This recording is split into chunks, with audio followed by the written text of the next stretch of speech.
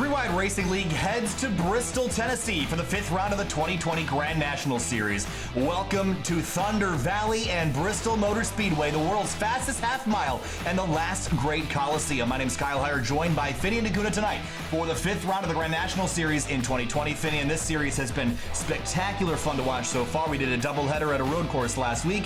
A lot of bumping and banging, a lot of spins and slides, but tonight we're going to all do it in this, as Corey mentioned earlier, the cereal bowl of fighter jets or something along the lines. Fighter jets in a cereal bowl, something like that. Whatever Kyle Petty said. But it is a bull ring. It is a blaster race here in Bristol, and we're so excited to bring 150 laps of short track racing action right here on Sim TV. Let's head down to the racetrack here because qualifying is underway. As we get down to the racetrack here, let's take a look at our weather tonight. It's a nice cool evening, 64 degrees in the air, 67 on the racetrack, and it is just a couple hours shy of midnight at about 8:30 p.m.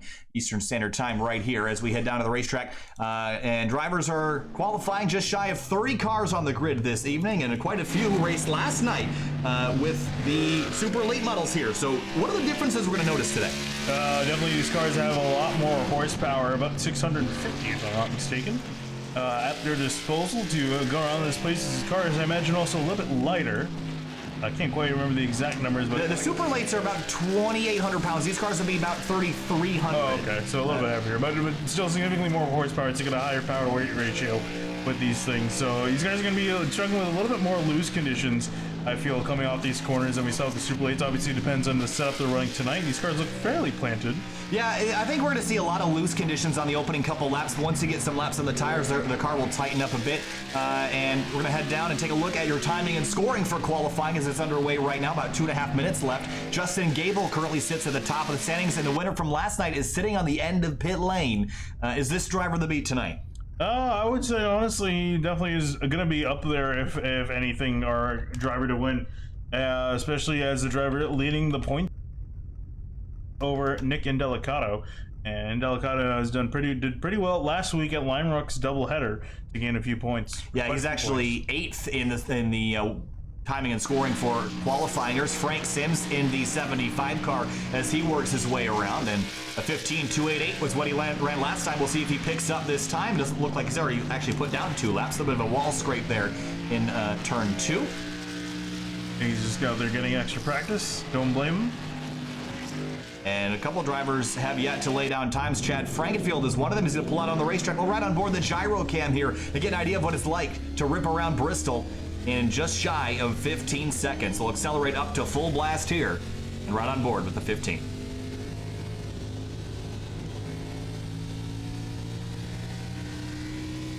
Top speed about 145, 150 miles an hour. We're going to use that high lane. That's going to be the preferred lane tonight, I would assume. Of course, ERSCA is racing at Bristol right now with the Class B Xfinity Series cars. So if you want to watch something a little bit different, make sure you head over there. Wall contact for the 15. He doesn't have a whole lot of time to get a lap in, so he better go. Levi Zielinski's out on track in his Altel 97. He's going to pull off and has not laid down a time just yet. Kevin Finn on track, ran podium last night. I think he ended up finishing in 2nd or 3rd. And goes up to 6th place and spins out, so that'll be as good as he'll do tonight. Yeah, we're talking about loose conditions, and several of the drivers seen struggling with that, and here comes Frankenfield back out to try again. He already started one of his timed laps, so he's got another to work with here as he comes back to the start-finish line to start his 2nd lap. And you gotta watch that wall contact, because if you even scrape the wall once, that lap is invalidated. We'll ride on board here. Looking pretty quick here. It'll be interesting to see where he comes across the line. Ooh, tap the wall, so it's going to discount it. 14.7, and it's not going to count, so he'll have to start towards the tail of the grid here tonight. So qualifying essentially complete, and although we had less qualify than I expected, actually Levi Zielinski is still out on course in the number 97. Oh, he's out of control. So we're seeing, again, cold tires, loose situation. These cars will probably tighten up over the course of the run, but the early couple laps after the start and restart tonight going to be a lot of trouble. 16 drivers laid down times. There's a big gap between pole and 16th. Sims is about 6/10 off the pace, and the drivers, about 10 or 12 of them that didn't qualify, have some work to do to get through some traffic. Qualifying is complete, and we'll head down to the racetrack here in just a moment to bring the grid to you. And it's 150 laps of racing, and that is a short race. About 36 minutes if it were to go green from start to finish. We're unlikely to see it go green from start to finish, but let's head down to the grid and run through your starting lineup here. We're gonna let it scroll, but on the bottom of the screen on pole tonight will be Justin Gable in 13, Jordan McKeevoy in the 21, rolls off in second, then Gerald Campbell and Sam Close in row number 2. And moving on back in the next row, we find Ron Hagelin in the 11, next to Kevin Finn in 6th in the 14, and then another row back, Joe Eisenman in the 77 is going to line up 7th, next Matt Hackthorne in the 8th. And Nick and Delicato and Tanner Sharp will round up your top 10 as we wait for pit lane to bring us these race cars. Now, another discussion we had the other night was the change in pit lane. You can see on the far right that blue line at the bottom of the apron. That is the new configuration here at Bristol Motor Speedway. So now there is 2 versions of this racetrack. In the previous version, because there's 2 pit roads, there's one on the back stretch and one on the front stretch. In the past version of Bristol, you only had to come down pit lane on the side of the racetrack that your pit stall was on. Now tonight, you can actually notice there's 4 pit stalls on the other side of pit lane. In the past, you'd only have to come down and drive through your side of the racetrack. Now with this version, you have to drive through all the pit lane, which is starting at the top of your screen in the middle, all the way down to the bottom, or actually the middle right of your screen is the end of pit lane. So you basically have to do an entire lap in pit lane now. And fun fact, actually, Martinsville used to be very much the same. You used to have pit road on the front and a pit road on the back.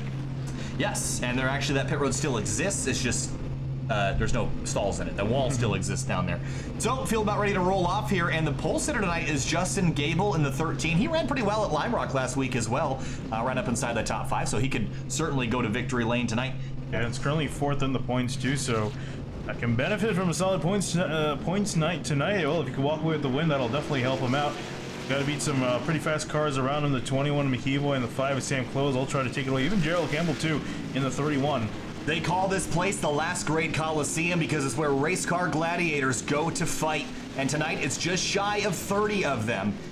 It's going to be a all-out brawl from start to finish. 150 laps, use the bumper. Now the damage model, the new collision, we talked about this. This was a factor at a bunch of the racetracks so far. If you rear-end somebody, you can get up underneath their bumper and lift the rear tires up off the ground. We're going to see that more than once tonight. I'm certain of it. So keep your hands apart and keep that 6-foot quarantine distance because you're going to need it if you want to make it out of this thing alive tonight. 1 lap to green, and we'll turn them loose.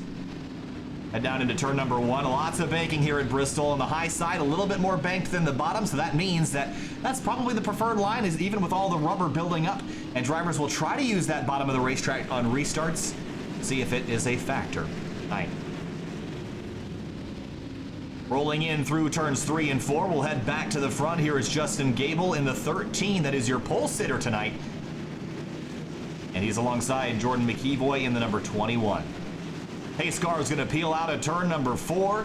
Justin Gable in control of the field. The 3-wide Grand National Series round number 5. Green flag flies and we're racing in Thunder Valley.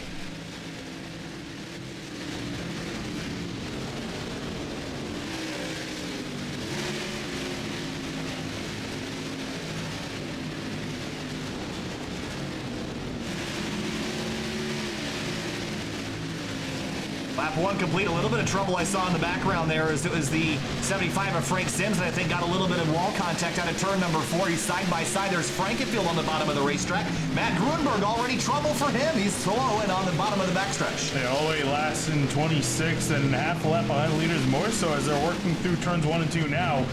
And it's definitely going to hurt him here as you see Frankenfield fighting side by side with Race Clark on the bottom. But it's still Gable, your leader, over McKeevoy, and then Sam Close, your top 3.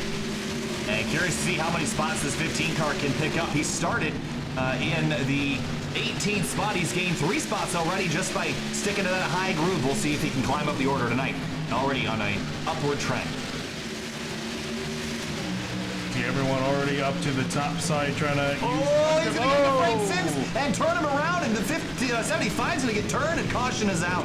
And big damage to the 97 is Zielinski, and there's more trouble up the road. 44 of Goodman is around, and that's... Oh, man, the 32 got clobbered. That's Dustin Dewar. Got obliterated at the end of all that.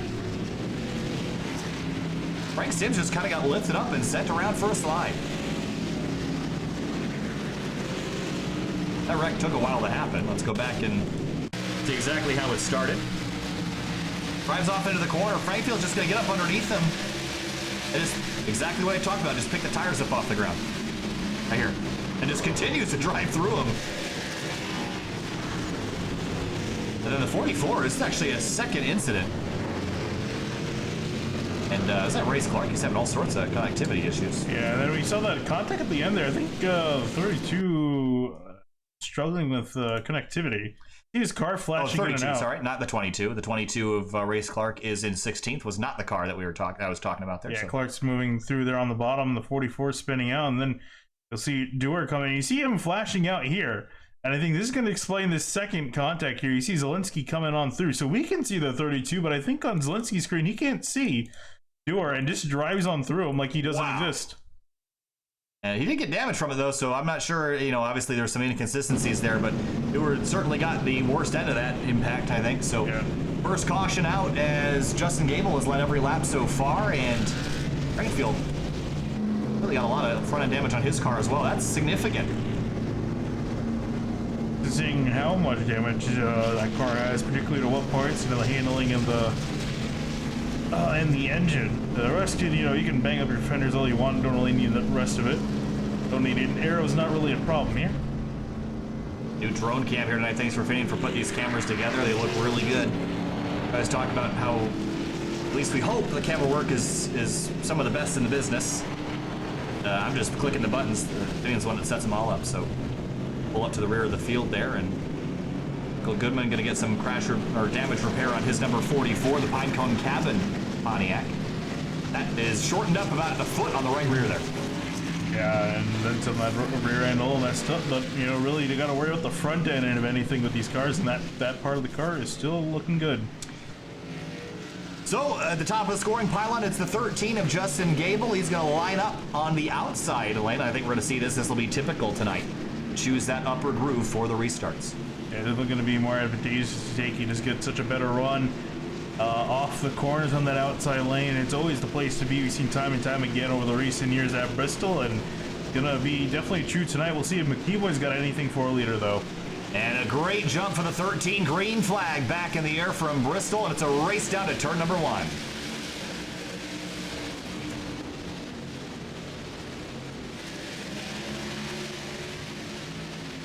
For second place, here comes Campbell to the bottom of the racetrack in the 31 car. Did not have a very good week at Lime Rock, looking to kind of rebound tonight. Yeah, and on that restart, too, it looked like he had trouble getting to third gear. He had a good jump with the 13 of Gamble, but I think missed a shift or something, and he lost that momentum that he had here. Looking at Eisenman to the inside of Matt Hackathorn on the outside, and then the 11 of Ron Hagelin in 7th place. Last week's winner, Nick Indelicato, in the number 51, started his night in 9th place. He's dropped back a spot, but he's running really well on the points, and being a rookie in this series, he's done a really phenomenal job, and hopefully just survival tonight will keep him in the game. There's Justin Colvin, the 52 on the bottom of the racetrack, was a factor for a little while last night. I don't think he ended up getting the finish that he wanted or deserved, and there's Jess Story, who ended up out of the race relatively early with a hardware failure. There's Richard Hines in the 87 to the top of the racetrack.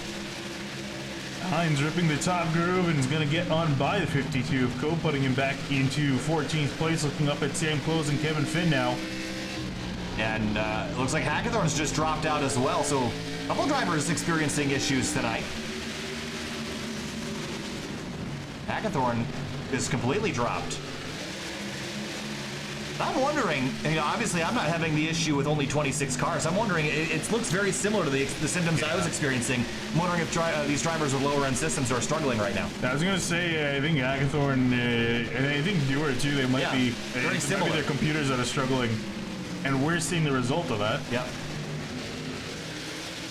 Doing just fine on my end here. Here comes Campbell back to the bottom of Jordan McKeeboy looking for a spot. And Sam Close right behind trying to pick a lane. And Campbell's working the bottom, and I didn't think we'd see this work, but he's making it right now. And he's through to second. What a move. Yeah, great pass. So really hard to do, but was able to pull the move off. Here you see Kevin Finn now trying to do the same. He's on the inside. Close going to get up into the wall a little bit. Oh, he's loose. Still loose. Hagelin's going to try to take advantage of it to the bottom of the racetrack in his Coca-Cola number 11. Yeah, Finn trying to get clear of the 5, but not enough as he gets a great run off the corner. They're still side by side. And he'll drive right back by the 14. Hagelin's going to sneak up to the outside lane and drive deep into turn 3.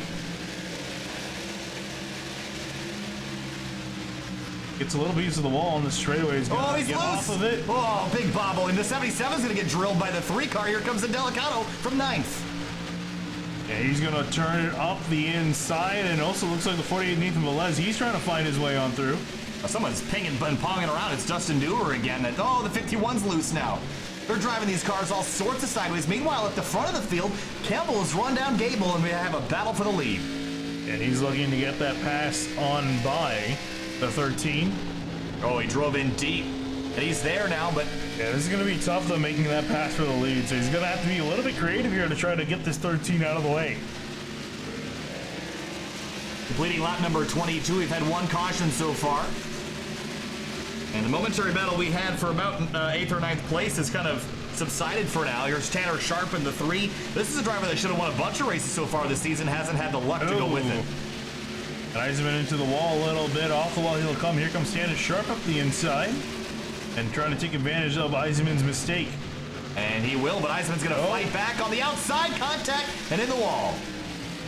He saves it. Some right side damage to the 77. Yeah, a little bit. Actually, quite significant damage to the right side of that car. Caution. Oh, car upside down in the background. It's Richard Hines. He's up and over. That's a rare sight for Bristol. Been a while since we've seen a car upside down here, but he will end his night here, likely. And they were maybe almost looking 3 wide. There's a 52 of Kolb, Kloosterhuis, and the 15 of Chad Frankenfield. And he might just drive in here and... But he bumps, or is Frankenfield getting the back of him here? Yeah, I don't know. Oh, I think Frank was about to get into him here. Right here. Driving. Oh, he just hooks him straight into the wall. Wow. And dead stop into the wall, and that's a heck of a flip right there. And he's, oh man. Racecourt helps him out a bit. Well, that's something I haven't seen. Let's watch this back at full speed.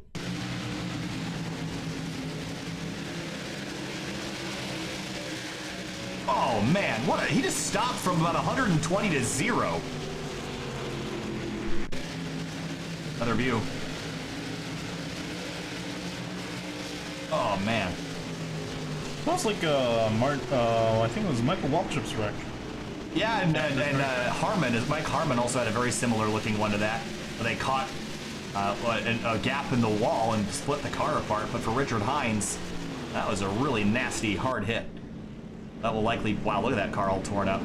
Yeah, that thing's not getting back out on the track, I think, anytime soon. So field is down on pit lane for our second caution of the night, lap number 27. And here's Hagelin into the box to get real tight pit lane area. Now, Gerald Campbell was fighting Gable for the lead. I wonder if he'll have a chance to beat him out of pit lane, but this first pit box is so powerful, Finian. There's a 7 adjust story, maybe a 2-tire stop for him. Either a 2-tire stop, unless he missed his stall. Maybe coming back on in. Yes, that's what happened. Mrs. He's going to roll through pit road. Meanwhile, our leader is going to come off, and it's going to be the 13, I think, beat the 5. Yeah, sure did. And Sam Close will come off second. Gerald Campbell in third.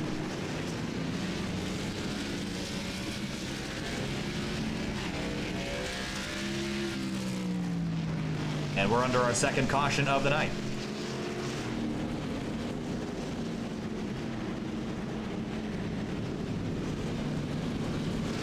So far we've seen a little bit of everything. We've seen the bottom work, we've seen the top work, we've seen a couple accidents, so we've seen some good racing. But is it too early to tell who's good, or is the track still early in the transition process with all the rubber building up? I think it's still kind of in that transition period. We really haven't seen anyone dominate. I think really mainly the fact that we saw Grunberg all the way in the back of the pack here. He's Zelensky rolling on by on the apron. But yeah, Grunberg actually speaking, which has moved up into 9th place after we saw him drop all the way back to 26th on the opening lap of this race. So he's moved up back through the order up into 9th, and we'll see what he can do. Again, I had my eyes on him last night, dominated last night in the super late models at this very track. So I imagine we were in for a similar scenario here. He's got a little bit more work to do to get back up to the front, but he's got some good, strong cars to contend with. Gable and Campbell in particular look very strong, and even you can even throw in McKeown and Indelicato. Those two guys also look like they got some good cars underneath them. So we're at the 1/5 mark of this race. When we go back green, it's going by relatively quickly, other than the slowing we've had for yellows. And Indelicato lining up in 4th on the outside lane. I'm liking this 51 car. We'll see if he's got anything for the race leaders as we head off into turn number 3. Like one of those little FPV drones whipping around so fast.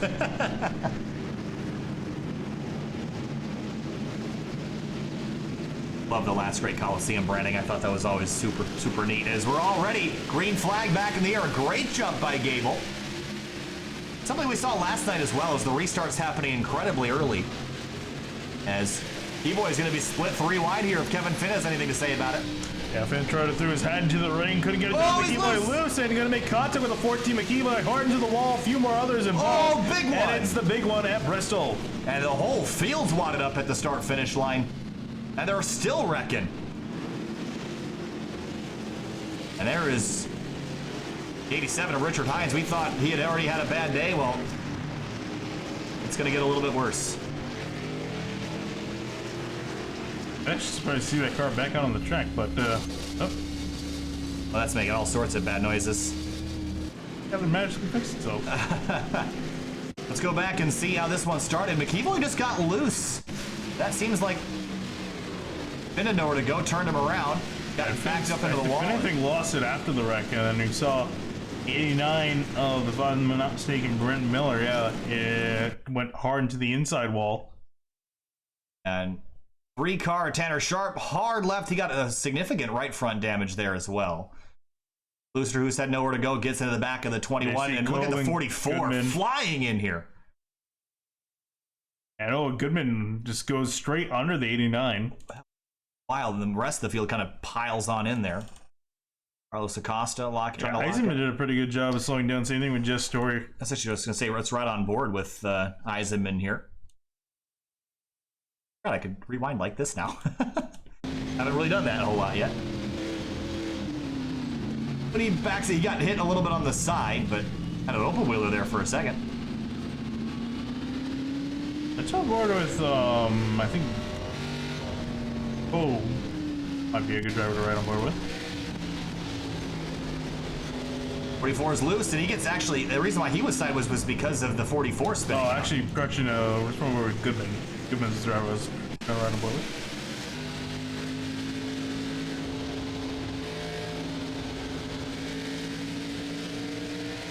Heading down into turn 3 here. Oh, yeah. Maybe Goodman gets loose. So actually, he got involved Two separate incidents, yeah. And then right here, he's going to just right up. Oh, wow, okay. That was not the most beautiful replay I've ever done, but. So big wreck on a restart here as we are under our 3rd caution of the night.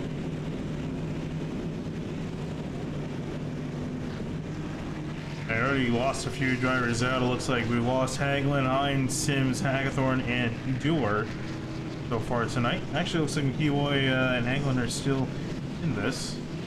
I want to see how badly damaged. Wow, that car has seen better days. Yep. Joining the modified category. I have not seen one of these cars get that badly damaged before. And still run. Yep. It's making terrible sounds. Yeah, it's... Sounds like he's driving a coffee can with pennies in it. All right, coming to the restart, it'll be lap number 37. And Gable again is going to elect for the outside lane. And the 31 dodged a bullet there getting ahead of that incident, and Tanner Sharp did as well. So look at who's already crept up inside the top 5. Matt Gruenberg there in the 54. Pace car's off. Restart. Gable brings us back to green.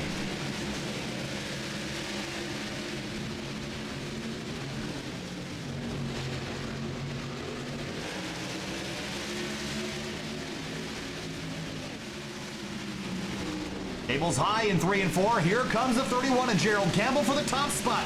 To the bottom of the racetrack for 1 and 2.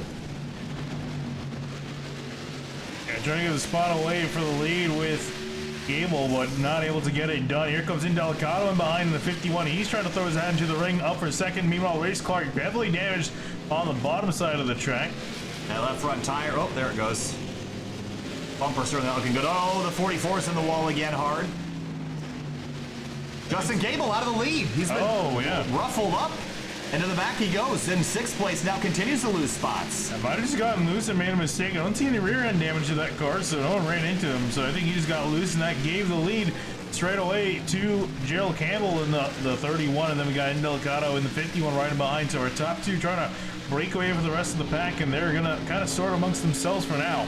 See Jess Story in the background. That's that blue number 7 to the bottom of the racetrack on Levi Zielinski. And here comes Nathan Velez to the outside to try to take a run up there. And Frankenfield back to the front. How about a third try? See if he can do it this time. Story kind of, just falling back on that inside lane is not usable at the moment. Up the road a little bit. Grunberg now setting his sights on Tanner Sharpen and Delicato, sizing up Campbell for the lead. Now we'll look to the inside, Campbell on the outside, trying to run that lane. And this is rather the pass for the lead is going to be the hardest. Just trying to work through that clean air. The leader's also got some clean air to work with, and the outside just cannot be beat. Campbell slips out of turn 2. Here comes Nick to the bottom of the racetrack again. I'm not sure if he's going to try to go up underneath him or if he'll try to steal the outside away, but it looks like he's got his car kind of working on the bottom. I think he'll look there shortly. Yeah, I think if anything, he's going to try to cut down an exit that might be usable. And here we're looking at Frankfield in a mess with Nathan Velez and Gable. Gable trying to get his way back to the front. We'll look back up with our leaders for that battle for first.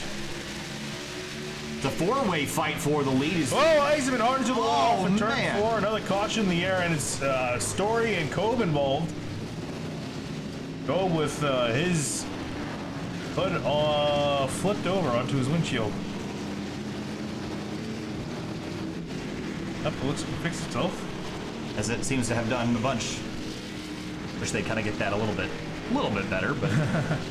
so it was the 77 Eisenman that we saw first kind of in the wall. Oh, he was loose already. Oh, he's going to correct. Wow. That is a spectacular accident here at Bristol. How about this? Watch this in slow motion. He's going to get loose. He's going to correct. And nowhere for Jess Story to go. He's going to get up underneath the 77 and put him in the air up on top of his car. Then the 52 rear ends the 7. Down the racetrack, tumbling on the driver's side door. What a wreck that was at 140 at Bristol. And then he comes back on top of the 7. Wow. And then finally gets slid off and on his way. See again here. See, he's gonna turn down the racetrack and try to get a run on the 2 car, and that's where he gets loose. And he's gonna correct back up the racetrack, and right here, just gonna catch the end of the safer barrier and up on top of the 7. What a spectacular wreck. We should ride on board with, I think that's Kevin Finn back there in the 14. I'm sure he got quite the view of this here, so take a look from what it looked like on board the 14.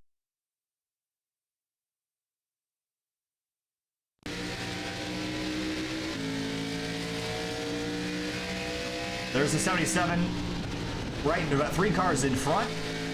Flip, slide, back up the racetrack, and wow. The 52 stricken on the bottom of the racetrack, the hood up in front of the windshield on that car. But progress slowed again here as we have another caution on lap number 49. Yeah, and even despite a few cautions in the event, already a third of the way through this race. Chad Frankenfield is your leader. He just chose to stay out on the racetrack, and he's got 22 laps on the tires. I think that's a good strategy call here. If you get ahead of all the chaos, and maybe pit a little bit later when you need to. I mean, you can go to the end on fuel from here, I'm sure, so there's really no point. It's about 50 miles, so it should be pretty easy to do. Yeah, only thing is that he doesn't got a lot of cars in mind. He's only got 11 of Aglin behind, and then everyone else with fresher rubbers, so... I feel like he might be at a disadvantage here. Actually, Hagelin was the free pass recipient. So he's actually going to drop to the back. So it was only Frankville that essentially stayed out. And he's going to, I think he might get swallowed up here with the guys on fresher rubber, even if he is going to be defending that outside lane. We'll see if it's a factor. And next time by will be our 1/3 mark of this race officially. And we've lost about 7 or 8 cars since the drop of the green flag. We started with 26. We're down to 19 running and 16 on the lead lap at lap number 50. That is our halfway. Oh, I lied. Our 1/3 point of the race. Can't do math tonight. Yep, another 25 laps and we'll be at halfway, and that's really not that much. Hey, it's only a couple minutes from now, really. It was only maybe 5 minutes. Actually, about pretty much 5 minutes. On the backstretch we go, and Frankfield's going to choose the outside lane. Gerald Campbell is on fresh tires, and on the bottom of the racetrack, I predict that he will be the leader here after a lap or two.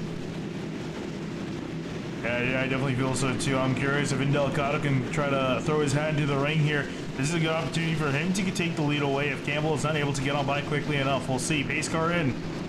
Green flag back in the air, lap number 52, and Frankfield fires off. And here's Indelicato on the rear bumper of the 31, putting pressure for second. He's got to get past 31 quick. This is his best chance to try to get the lead away, really, once his cycle's out. But Campbell now, as we're talking about it, he's going to have a look up the inside of that 15 for the lead. Yeah, here he comes to the bottom of the racetrack. Fresh tires, getting them up to temperature to battle this 15 car. But the outside lane might be enough to hold him off for now. It's going to be a matter of time. Campbell's got to build up the run off the corner. And Frankfield, we saw him get into the wall, because he's trying to keep up the pace of these guys on fresher rubber. Dick Indelicato to the outside lane, just snuck in the hole. Campbell tried to slam it, didn't get there in time. And now 51 though kind of boxed in. You see him having to back off to avoid hitting Frankenfield. Exhaust flames firing out the side skirts of that 31 car. Gonna slot up in front of the 51. Now again aim for the bottom of the racetrack. Trying to figure out which lane is the one to go with here. I think Indelicato's trying to sort that out himself, because he's got Tanner Sharp right behind him looking to the inside. Everyone's looking for grip. Everyone's looking for lanes. Indelicato up the inside of Gerald Campbell now. And Levi Zielinski almost got in the back of Tanner Sharp too, so they're pushing the issue. That is for 4th place that Tanner Sharp has.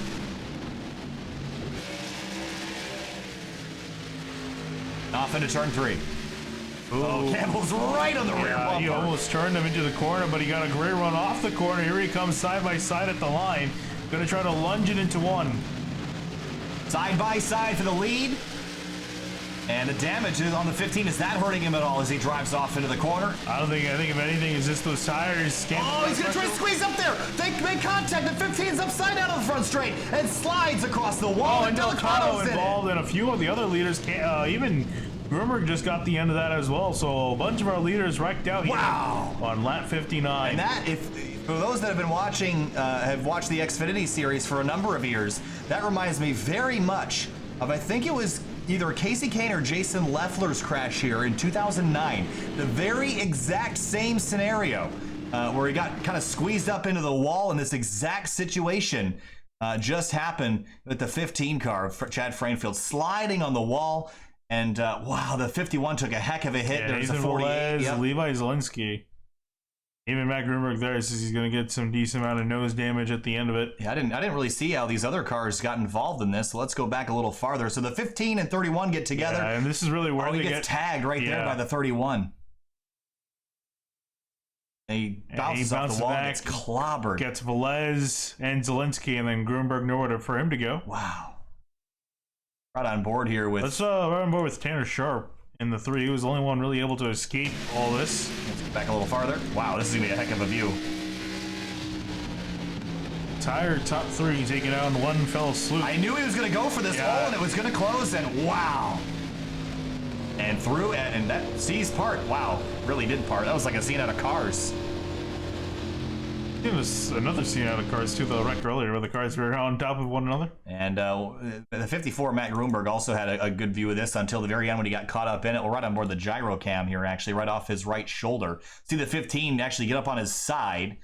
Everyone slams into the wall, and he thinks he's through, and the 51 kind of gets torpedoed back up the track, and Grunberg right into the nose.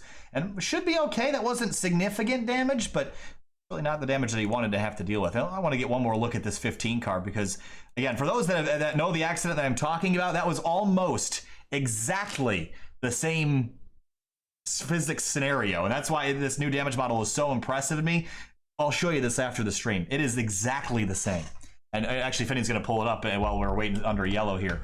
I think it's either Casey Kane, Jason Leffler, maybe Brad Sweet, maybe? You know the year? 2009 Nationwide Series Bristol crash. I think it was 2009. And oh, that's about another 5 or 6 cars out of the race as well. Nationwide Series Bristol crash. Nope, not that one. It'd be 2010, maybe. It's either 2009 or 2010.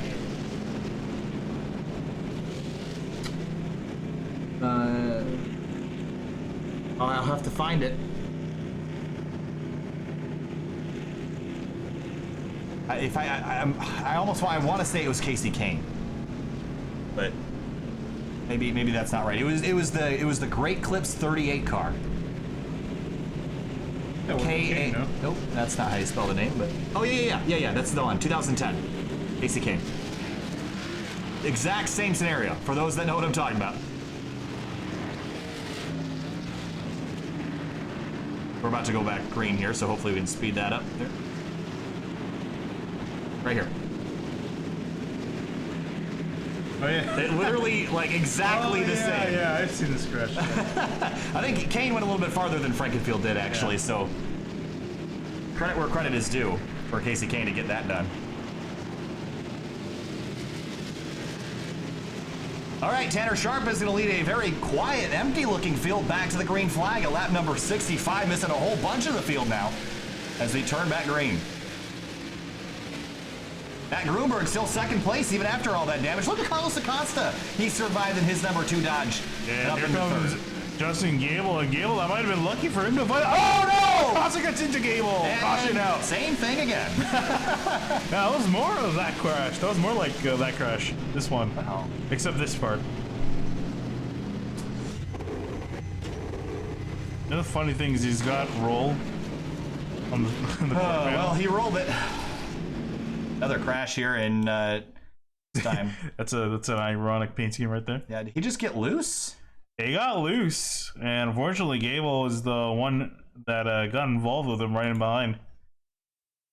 And I think just put it too hard on entry. The front end was biting back and not try to overcorrect a little bit. Oh my goodness. Hard into the wall and Right up on top. That is spectacular. But he's squeaking on through. That was only a 2-car incident. He actually ended up coming to rest on the side of that they car. didn't improve the physics with sliding on the side. Pretty good though. How they're getting up on the wall. Now they're getting up maybe a little too easy. But that's like I was saying, because you'd think that it would just roll over like on its roof at that point. Yeah. Considering this is banked. So yeah, the thing about that's interesting is the Gen 6 cars don't. If you've ever remember, or actually, I should say that the Gen 5 cars, Jeff Gordon's flipped at Daytona. Yeah, I know. Slid Yeah. out this door, and Ryan Newman did the same thing in the Gen 6. Yeah, These that cars, makes however, sense. are a lot narrower. That's on what the I'm side saying, profile yeah. and should probably turn over a little easier. But Because they're a lot narrow, yeah. I'm not going to get that picky because that was pretty cool. Yeah, from the door really to the top, kind of see it's like narrower. While the Gen 6 and Gen 5 are like boxier. Yes. To avoid that problem, which I think was what they were going for. And I think they're just also boxier by their nature of being taller. Tanner Sharp has survived so far. A little bit of right front damage on. Yeah, that caution, that second last caution was really beneficial to him. Just driving on through as the leader. He needed a little bit of luck. I mean, his season has been kind of a mess so far, even though he's been running so well. I think back to Daytona, got crashed out of that. I think back to Auto Club, crashed out of that. He's owed one, I think, and I think tonight might be his night. I mean, racing gods seem to be Also, pushing it in his how about favor. Corey Lindsay, too, right behind in 6th? Great No looking damage to that Kuliski. car. Oh, Yeah. Beautiful car. Yeah, that looks awesome under the lights.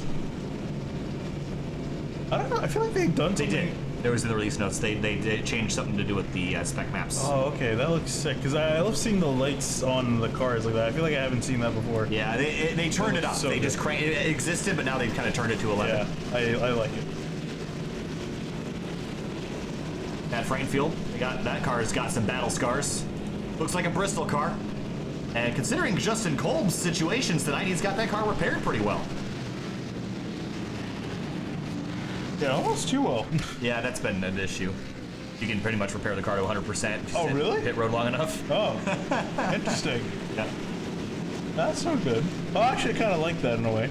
Well, it has put more cars back out of the racetrack. We, at one point, only had, I think, 14. We've got 17 back rolling of the 26 that started this race.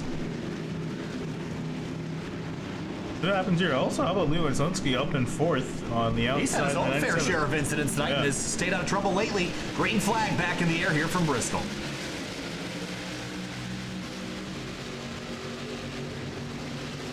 Grunberg to the bottom. He's going to take a run at the exit of turn 2. And there's a lap car up ahead, and he's going to get cleared by the 3. And Sharp going to try to drive away from this 54. Yeah, and Zelinsky trying to work it on the outside. Going to get a great run off the corner. Grunberg tries to block. Can't get it done. They're side by side for second place. And Zelinsky trying to get the nice run off the corner. And it's going to not quite get clear to the 54, but he's working on it. And out of turn 4, finally going to get clear. Roy Lindsay real slow out of 4. Here comes Justin Gable up the inside. He was crashed a couple laps ago. Got that car somewhat repaired. He's back up into 8th. Yeah, he's back in, and here comes Frankie Phil, who's been involved in a few incidents tonight. He's working up the inside up into 9th. Drew Eisenman back on course as well, and he's still on the lead lap of all things. Meanwhile, for the lead, Tanner Zelinsky.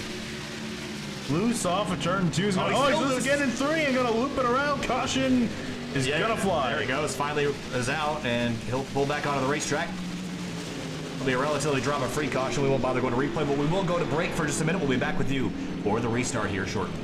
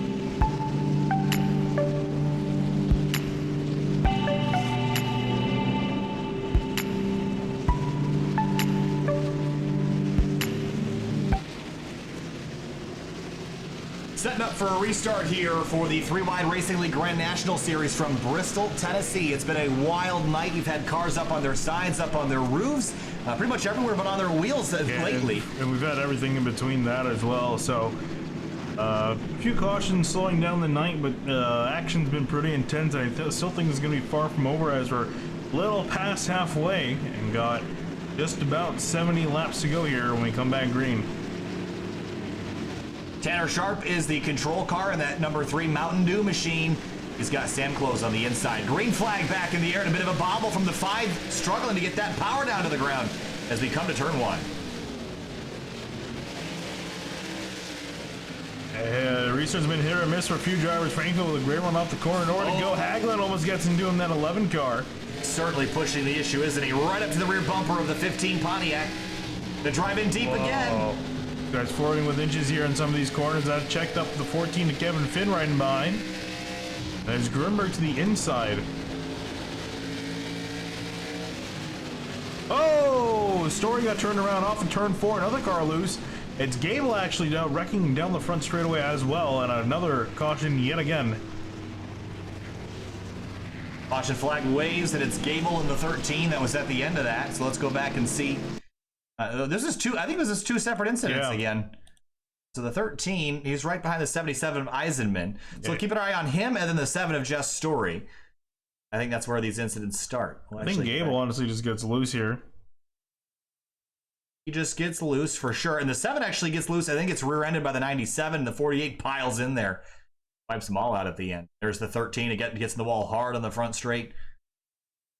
Two separate incidents again on cold tires. Let's look again at the 7 to really see what happened. If he did get tapped by the 97 before, if Story just got loose. I think probably 7 just got loose in the 97 and finished. Yeah, I think that was it. I think you're gonna see him bobble, and the 97 just doesn't have enough time to lift. Right there, he's already loose, slides up the track, and Zielinski can't back out quick enough. Loops it around.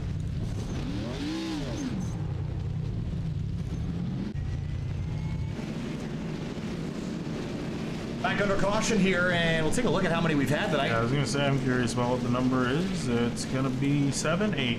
8 cautions so far in 84 laps. It's not trending good direction. But it's tricky out there on these cold tires. Yeah, we lost quite a few drivers, to say the least. We only got 17 running, and only 14 of which are on the lead lap. Oh, and someone's got their hood up. That's Velez in 48. I always wonder if this is synced properly, because I think it is. If it stays there for long enough, it's synced, and I feel like by now would have reset, but that's what I think. he's doing a pretty good job driving around with that, all things considered. Gonna pull off the pit road, or at least attempt to. And he will go. This really sucks for guys that have their FOV like really close. Yeah, like me. Yeah, I like just seeing out the side, especially on the left side. You like having it wrong, is how you like basically, having it. Okay, at least you admit that. It's really wrong. I know it's wrong. If you guys saw the field of view Finian drives, you'd probably be very upset with them. Well, I want to see other stuff on the outside, because you know what I wish iRacing could properly handle 2 monitors. And have one be the main and then one just be your windows. Yeah, that'd be awesome. But that would be nice. Can't have nice things. No, we can't. But to be fair, I don't think there's any sim that actually does that yet. So yeah. So no, because I like to see. I have mine configured just to see right, left past the A pillar, so you can kind of get a better reference. Otherwise, then you just sheet metal in front of you. Crash all the time, I think, right?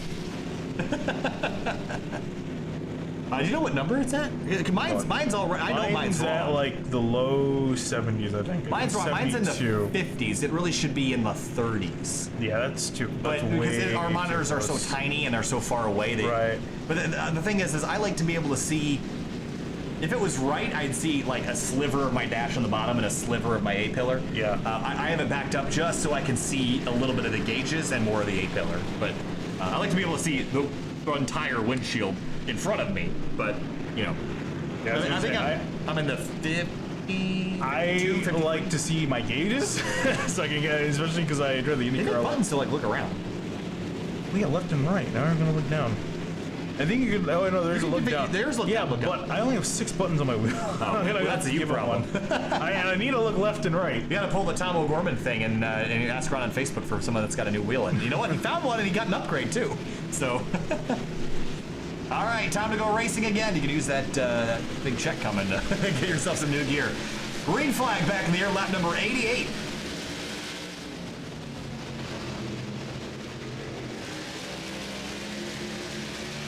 Oh, Justin Kolb to the bottom in his number 52 car. He's going to take the lead away. Can he clear the 3 car at a turn 4? Wow, he does. No, he pretty much does. Oh, he did now. Stark is just loose off the corner. I'm surprised he's losing a lot of speed. And even Kevin Finn's trying to throw his hat into the ring and get up through the order. But now can't try to work past Tanner Sharp. Can't quite get it done. That 3 is really struggling. The 14 just sailed it off into turn 3. Yeah, Tanner Sharp, I think, is sending it too hard into the corner, so he's washing up on entry and scrubbing off a lot of momentum. He's finally got it back straight and gonna get ahead of the 14, but it's too late for the lead, at least for now. Behind him, there's Justin Gable and Ron Hagelin. Drew Eisenman to the bottom in the 77. Corey Lindsay right behind this mix. Once a single fire with these guys, Gable could have been. The car looks still in pretty good shape, all things considered. Yeah, I got it mostly repaired. Up in the front, how about for second place again? Sharp still getting run down by the 14 right to the rear bumper. Oh, you can see all the Ford Taurus, his decals there. He got so close, almost at turning him here. I heard some metal flapping on this 3 car. I wonder if there's some damage somewhere. There's a lot of metal flapping on a lot of cars. Yeah, that's true. I just wonder if there's some damage on this car that might be slowing him down a little bit. Right on board again. He's gotten, I think he's been involved in a few things. Maybe some nose damage, but other than that, I don't... It's bottoming out for sure. But it looks fine. I didn't hit anything. Maybe on the right side? Well, he did get involved in an incident earlier on the right side, but I think he's repaired that. Here's Grunberg on Frankenfield for 4th. Battle of the highlighter cars. Yeah, Sprite Grunberg hasn't been up into the lead, although that Rackberry got some nose damage. I mean, that's got to be hurting him at least a little bit. Yeah, that thing's squared up pretty good in the front. And Frankfield's got a little bit worse of a situation going on. Yeah, that car's been beaten on all sides except the rear, really. Give it a couple laps still. I was going to say Grunberg might be able to change that here. As he's going to work up the inside. As you see, Levi Zielinski and the 5 is Sam Close right behind 6th and 7th. Closing in on 50 laps to go, and up in front, it's Justin Kolb leading the way. Tanner Sharp in 2nd, Kevin Finn to 3rd.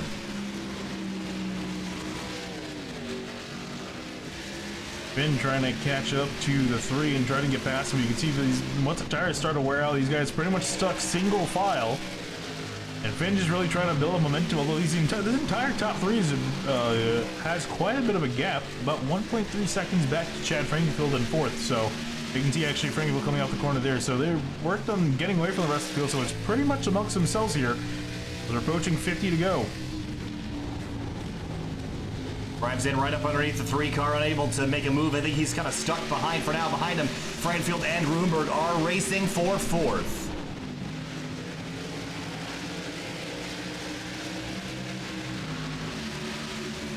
There's Sam Close now up into 6th spot. He started his night back in position number 4, and he is down to 6th, though he's actually dropped a few spots since the green flag earlier tonight.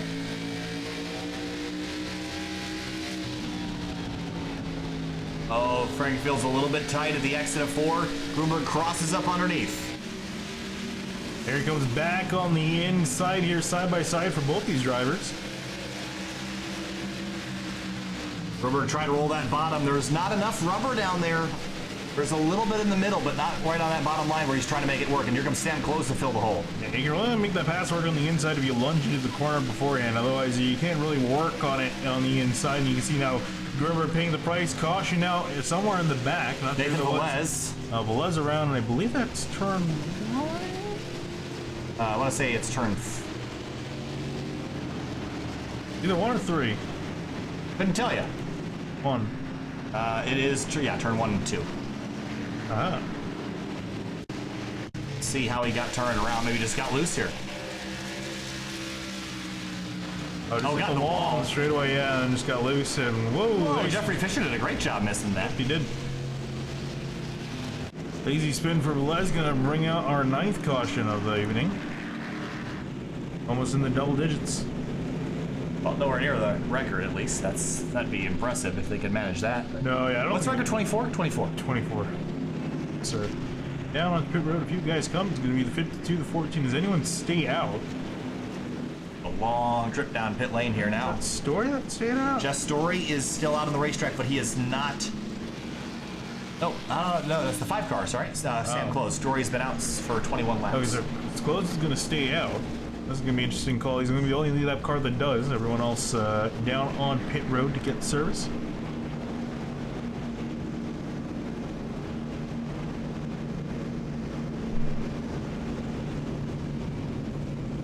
We're going to let these guys pit. We'll be back with you for the restart here in just a moment.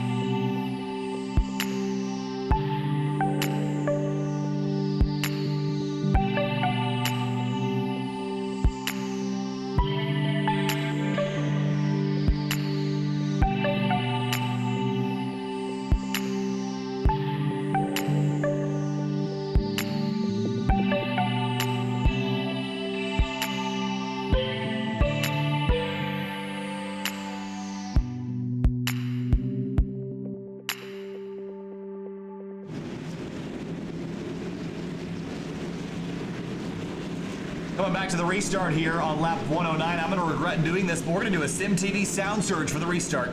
Frank, your volume up. We're going green.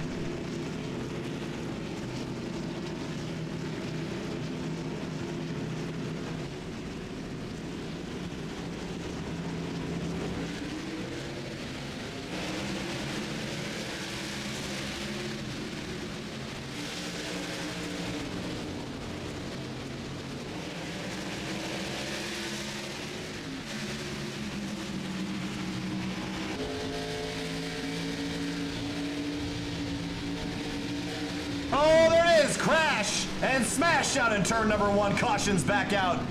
And Finian called it. And they're all torn up in turn number 2.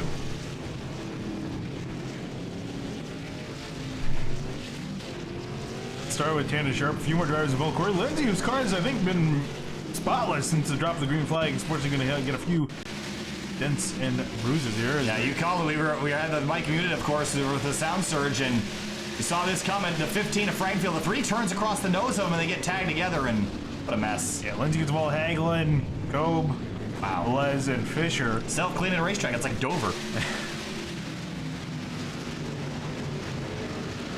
Corey Lindsay took a decent lick to the left front. And he got right and in the right. suspension. Yeah. Ooh. Worst place to get it. Oh, the 06 backed up into the 3. Pace car got in there as well, too. There was everybody involved in that one. Yeah, right. They fixed the pace car. Doesn't just drive through the wall. Oh, good. Yes. Supposedly that's what they fixed. Please. I kind of miss it, though. I want it back. I know. It's kind of funny. We just ramp off. We would ramp off from the ground onto the track. Oh, boy. Back under caution, 10th time tonight. What would you do for a Klondike bar? We should get some Klondike bars. Oh yeah, I haven't had one in They're a so very long good. time. They're so good. The only thing that's tough now with the virus that shall not be named. Oh, good call. Yeah. I don't know. I don't think we've gotten flag. Rona. I don't think we've gotten flag For coronavirus. we haven't gotten flagged for it, but I know the YouTube is flagging people for it, which is dumb. But well, they're saying, oh yeah, no, with it, you know, there's a lot of stuff in the frozen aisle's been out, so I don't know. I haven't Are people hoarding Klondike bars? Well, Oh my God, it is the apocalypse. Just frozen foods in general. Are Klondike bars food? Frozen. Is it food? It's like yeah, it's food. Ice cream is food. It's. You don't eat it for a meal. I don't agree that ice cream's food. Food. No. It's all food. It's not. There's no nutrients in ice cream. Well, that doesn't You make can't. it food. Well, it's still food. No, It's food. no. Food is whatever you consume. No. Yes. I can consume all sorts of things. It doesn't make it food. What? Oil. Like motor oil or, No, or no. bees. Okay, food that won't directly kill you by ingesting it. What do you mean? Well, yeah, no, bees. That's not a classifier. Bees would be considered food. No. Yes. You go try to eat a bunch of bees. I'm not going to. Well, I know people Because they're not food. Well, people in They don't eat bee. No one eats bees. I think people do eat bees. No one People eats eat, not bees, but they eat No one eats bees. like crickets and stuff like that. That cricket is not a bee. That's the same similar family. That's not the same family. It's not the same family, but it's Crickets have similar. stingers. Well, besides the stingers. But even besides, that's the whole thing. So. A bee without a stinger is just a crappy fly. Yeah, and people eat flies. Who? Weird people. Oh, not weird people, but people. You tell me one person that like eats South flies. East. Even like the bush people don't eat flies. They at least eat Well, frogs or something. A lot That's of times like, they'll like fry it, so it gets like crispy. Not necessarily like your house fly, but like a like. okay, Chuck says everything with calories equals energy, but Yeah. but like gasoline has calories. It doesn't make it food.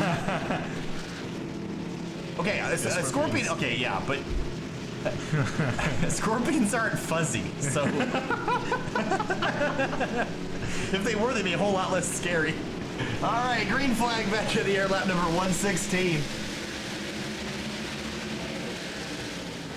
And I'm a Matt Gruber. He's still not been in the lead this entire time, which is amazing. Oh, and not going to get in the lead like that. He's going to go door to door up to 13 and Gable. Both of them a little bit loose into turn 3. Still side by side as Kevin Finn drives out in the distance. Big slide for the 54 out of turn 4. He's going to try to drive right back up underneath the 13 on corner exit. Can't get back to the bumper. Meanwhile, behind him, Zielinski and Kolb run 4 to 5th. And Chad Freinfield in the 15s on the high side of the 5 car again. He's come from the back to the front 3 or 4 times tonight, trying to sneak a top 5 out of this. Well, he's running out of time. He's only got about 30 laps to go as Zielinski gets a piece of the wall. He's going to check up some guys here coming off of 2. Brent Miller going to try to look to make a pass, but not able to get it done. There you see Drew Eisenman, Frank Hill, and Sam Close all in frame. Oh, the 89's going to come up right in front of the 77 out of turn number 4? I think that was 1. Whatever corner it is, it was turn 4.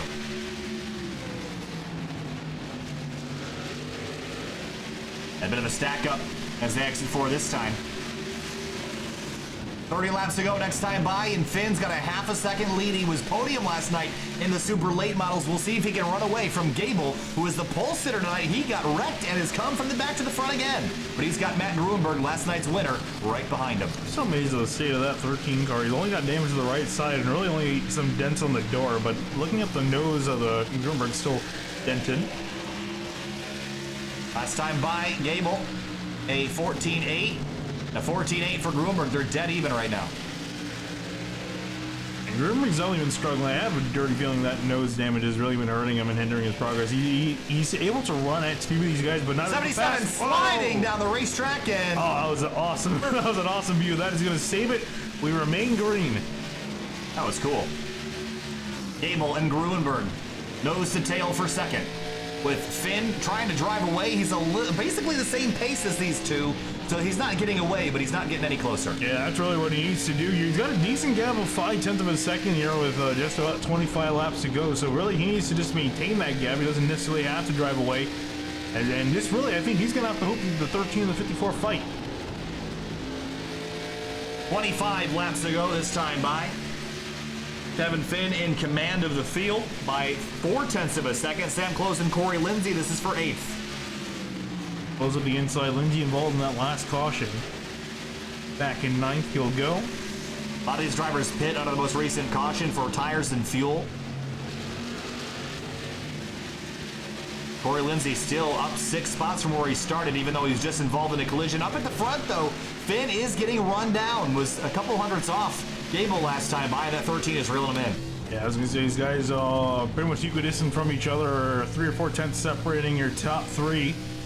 He had to lift out of 4, though. That hurt Gable's pace a little bit. So it was still 4 thousandths better than Finn, but he'd have to do a touch better than that if he wants to have a shot at the lead here. Yeah, he's going to have a decent amount of time to work with here. Just over 20 laps to go now, and he's pretty much effectively caught back up to the 14. Now, this is going to be the tricky part, is trying to make a pass back on him for the lead. We've seen many drivers struggle with that tonight. 0.3 of a second, it's 5 car lengths.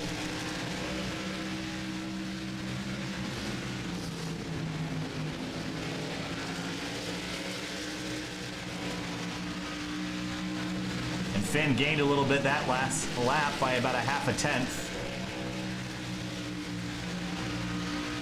That time it was still another half a tenth gain for Finn.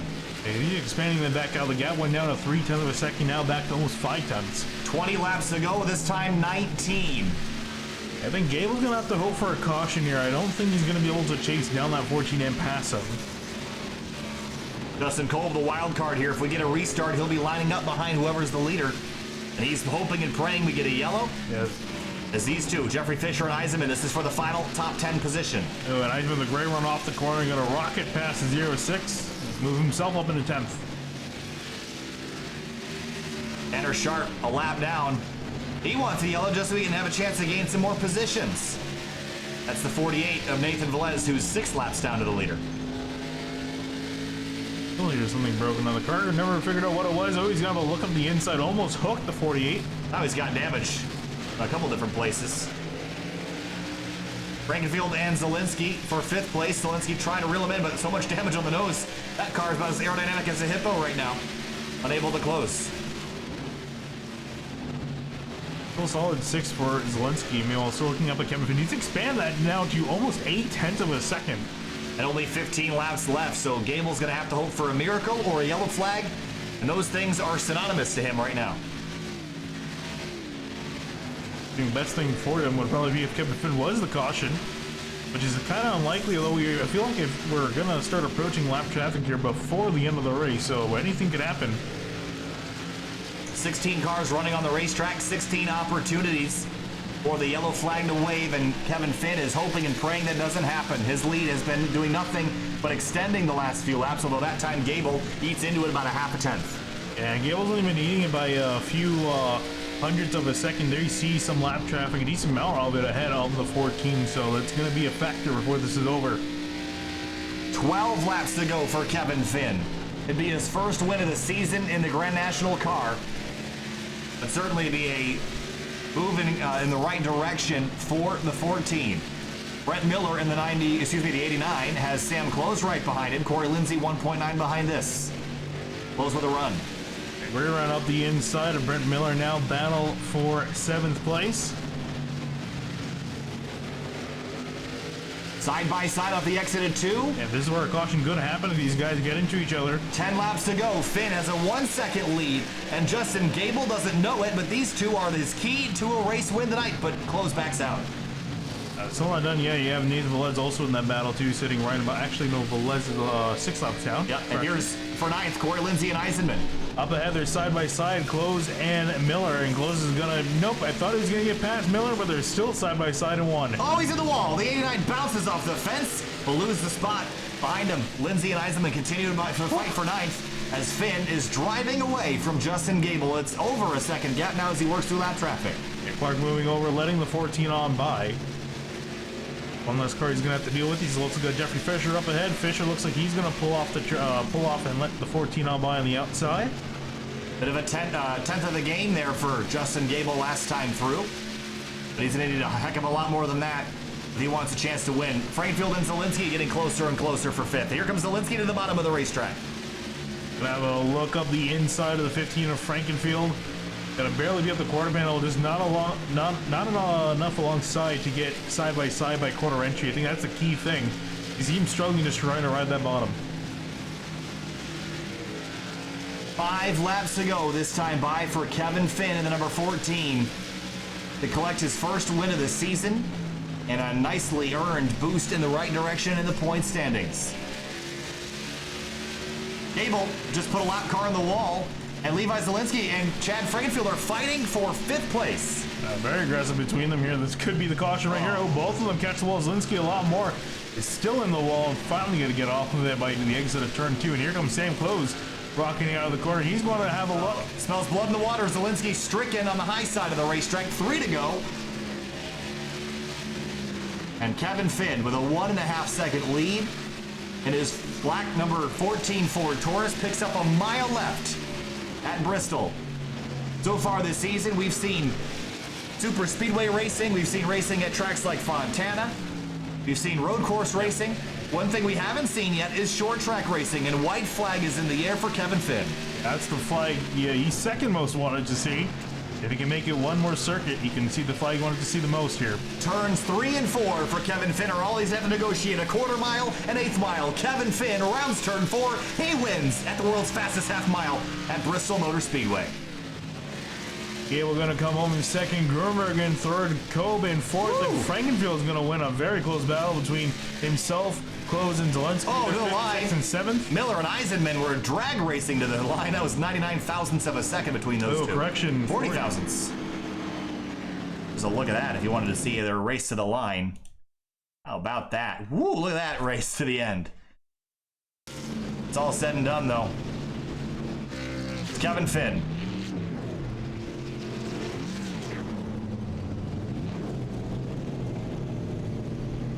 To put it up against the wall and celebrate with a burnout. There's a congratulations from Eisenman.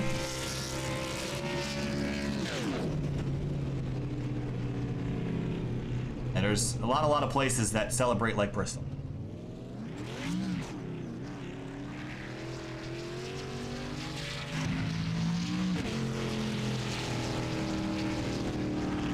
Here's a look at your race results tonight. Kevin and Finn in the 14 gets it done. Then Gable in second after starting on pole and working through some adversity to get back up into P2. Gruenberg in third. Kolb and Frankfield rounding out your top 5. Then Chloe Zielinski, Miller Eisenman, and Corey Lindsay the rest of your top 10. And moving on back, looking at the rest of the top 20, guys like Eden Delicato, Campbell thought would have won, or been in contention to win this race, but it was not meant to be. And then looking down the order, some other names too that just weren't able to finish the night off. We'll be back in just a moment for interviews here, and stick with us. We'll be right back.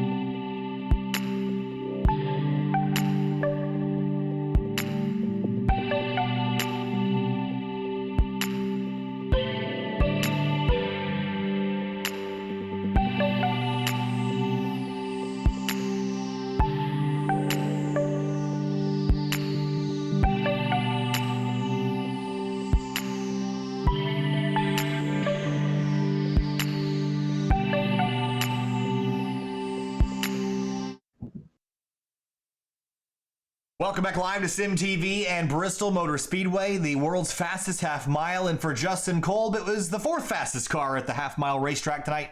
The 52 car finished inside the top 5. Justin, you started tonight in 21st. It was a climb up through the order, trying to miss chaos left and right, but the top 5 result, you got to be pretty happy with that after all is said and done.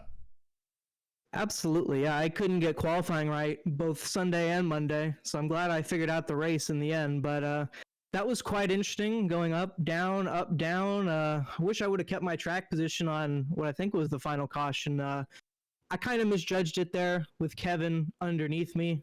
I kind of gave him a bit too much room and cost myself by going up on the track, so that was a shame. But I got all of it back the next caution after that, so made up for it. And glad I didn't burn up the tires like I did last night. And finally came home the top 5, and it was fun to lead laps there. Lets me know that I guess I still got it somewhat. Talk to me about the bottom lane here, because we saw it kind of factor in last night, and it also doesn't seem to be too bad tonight either. Is the bottom lane doable in the national car? Oh, it absolutely was not. I mean, if it didn't start the run, so loose that you could barely control it, the bottom wasn't going to happen. And even when you got rubbered in later into the run, it just still, you didn't have the momentum. Maybe I was just driving it wrong, but I really couldn't mount a run like you could last night. Those cars last night, I guess it was because the downforce could just haul the mail on the bottom, but these cars really couldn't get the grip, and that's why I think at one point, literally when I looked in front of me and behind me, everybody was at the wall, and I tried it a few times getting on the bottom, but it wasn't going to happen unless that car hit the wall up there. I think I may have made one pass, and that was because the car above was slow, but that was not going to happen tonight. Well, it was a really good run regardless. Top 5 at a 4th place for the number 52 Nintendo Chevrolet. Justin, thanks for talking to us. We'll see you next time. Thank you, sir. Moving on now to Justin Gable, who finished 2nd place tonight in the number 13. Started on pole, but at the end of the night, are you disappointed with the 2nd? I mean, you had the pace to win, but got caught up in a couple messes this evening. Walk us through your night, and are you happy with 2nd? I'll take a 2nd place. Last time I raced here, I finished 2nd, so I was quite happy with that result. Yeah, my race started off good. Got the pole, put a really good lap in with a 69. Nice. Yeah, and then all of a sudden, I guess I just wasn't warming my rear tires up under caution, so they got cold, and then I got real sideways trying to put the power down. while I was racing at 31 there, so I got loose and tried not to kill him. I put myself in the wall. I had like a minute 30 of damage, got it down to about 30 seconds of required or optional, and I got killed again. And then I got it back down to another 30, 45 seconds, I got killed again. And then the very end, that final restart, the second last restart, I got all my damage fixed. I was like, hey, cool, it's done on the outside. Let's see what I could do. Got all up to second, and I was trying to get up to there, get up to his bumper to either move him, straight up just move him, slide him, or just force him to make a mistake. And I was the one making the mistakes in the end, and then lap car didn't give me any slack. Like, I saw him let the leader go. I'm like, oh, he's gonna do that for me. Nice, sat in front of me, so I just putted him. I hit him a few times. 8 laps down, he should have just moved. Either way, it was a second place result, so a solid top 5 run and a good points night for the 13. Justin, thanks for talking. We'll see you next week. Yeah, see you next week. Thanks. Race winner Kevin Finn was on the podium last night, but he's going to come through for a checkered flag tonight. Kevin, how thrilled are you with your first win of the season? Hell yeah, boys. What's up? It's great up here. It looked like you had a better night, though, down there on the racetrack. You just drove away on that final restart. Walk us through driving away from Gable and Matt Grunberg. Man, I didn't know I blacked out, to be honest with you. But yeah, I thought Gable was going to catch up to me with, I don't know what it was, 45, 50 to go. But I just kept putting up tenths on him and catching the lap traffic at the end. I was nervous that was going to definitely hold me up a little bit, but my teammate raced me by. Thankful for him, and the other guys are very cordial. So I'm pumped. I haven't won in like a year and a half, so this is good points day. Does this help your momentum moving forward into the next week, or what's the outlook heading off into the rest of the season now? Yeah, it sure does. I hope it gains a lot of points for tonight with some laps. Yeah, it gives some confidence going into next week. I don't know where we are next week, but I think it's Watkins Glen maybe or something. But yeah, it helps confidence. Kevin Finn, victorious at Bristol. Enjoy it, Kevin. We'll talk to you next week. Thanks, guys. That is that. A wild race at Bristol. Saw some cars up and overturned and other things of the sort. Your thoughts after 150 crazy laps at Bristol? Yeah, very entertaining to watch despite some of the caution that we had. Some great racing guys just getting physical with each other quite a bit. Props to Kevin Finn for walking out with the win. Again, quite surprised to not see Grunberg up in the front. Actually, can we check if Grunberg led a lap? If you go over him and do the lap slip thing with. Yes. But I don't have the left yet. Still working on things. Oh, okay. But I don't think he did. No, he did. Did he? I don't know. Yeah, I can check real quick. We'll check, but we need to keep on the air here. Yeah, give me 1 second. Okay. Hang tight for a second. If you want to watch more, we got more coming up for you tomorrow night. It's going to be Fuel Premier Series action. They'll be heading to Homestead Miami Speedway to climb the banks in southern Florida. Then Wednesday, the Renzo Sports Car Challenge heads to Canadian Tire Motorsports Park. There'll be me and Tom O'Gorman in the booth calling for 4 separate races. We're changing up the format this week, so keep your eyes peeled for that. Thursday, Scars Ferrari Challenge. We'll head to Silverstone. And then Friday, we're going to have a very, very special event at 7 o'clock Eastern Time, followed by a midnight special from a one-off league in that's based out of the West. I don't know if they're still happening because they have not sent me anything yet, but it might happen. Saturday, Outsider Racing League continues their campaign at their next event, and we'll be back on Sunday with more racing action. He did not. He didn't lead a lap. Okay. Excellent. Matt Grunberg, 0 laps led. Make sure you remember that. All right, that's it. That's it for the night. My name's Kyle Hire, joined by Finney and Dakota. Make sure you subscribe, like, and we'll see you tomorrow night at 9 p.m.